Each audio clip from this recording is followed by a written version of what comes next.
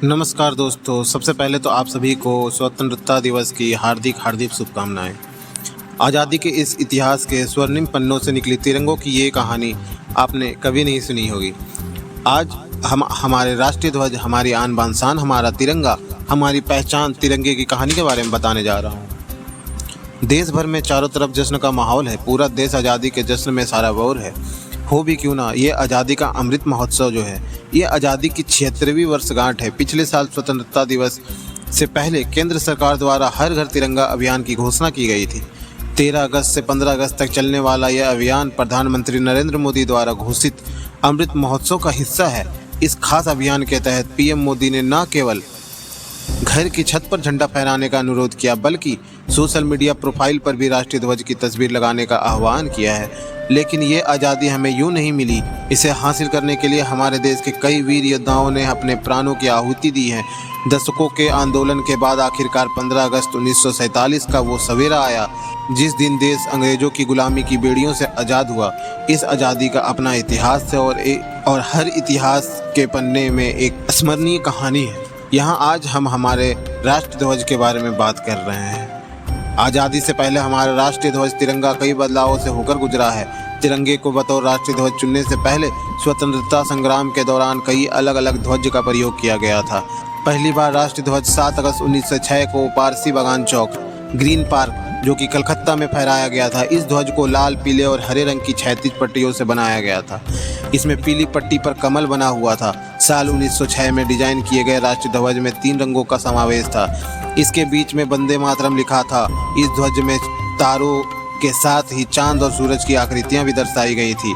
बाद में इसमें थोड़ा परिवर्तन कर तारों को कमल के फूल में बदल दिया गया। श्याम जी कृष्ण वर्मा जी, मैडम भीकाजी कामा और वीर सावरकर जी ने वर्ष 1907 में राष्ट्रीय ध्वज का नया डिज़ाइन तैयार किया। इसमें डिज़ाइन के साथ साथ रंगों में भी बदलाव किया गया। हमारा तीसरा ध्वज 1917 में आया, जब हमारे राजनीतिक संघर्ष ने एक खास मोड़ लिया। डॉक्टर एनी बेसेंट और लोकमान्य तिलक ने घरेलू शासन आंदोलन के दौरान इसे फहराया था।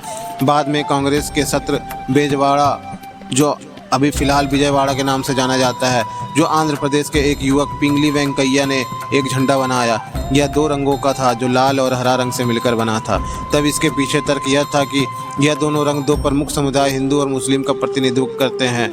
यह राष्ट्रपिता महात्मा गांधी ने सुझाव दिया कि भारत के शेष समुदाय का प्रतिनिधित्व करने के लिए इसमें एक सफ़ेद पट्टी और राष्ट्र की प्रगति का संकेत देने के लिए एक चलता हुआ चरखा होना चाहिए।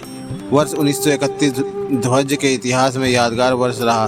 तिरंगे ध्वज को राष्ट्रीय ध्वज के रूप में अपनाने के लिए एक प्रस्ताव पारित किया गया।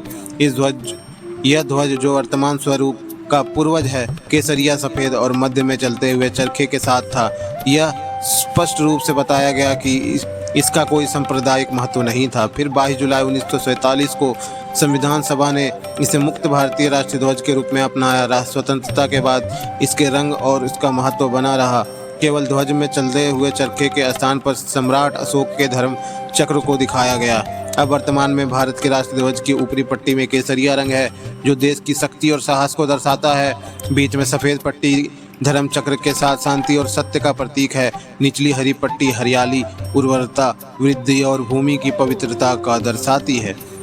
तो हमारे चैनल की तरफ से आपको और आपके पूरे परिवार को आज़ादी के इस अमृत महोत्सव की ढेर सारी शुभकामनाएं। हमारा तिरंगा हमारी पहचान। वंदे मातरम। जय हिंद, जय भारत।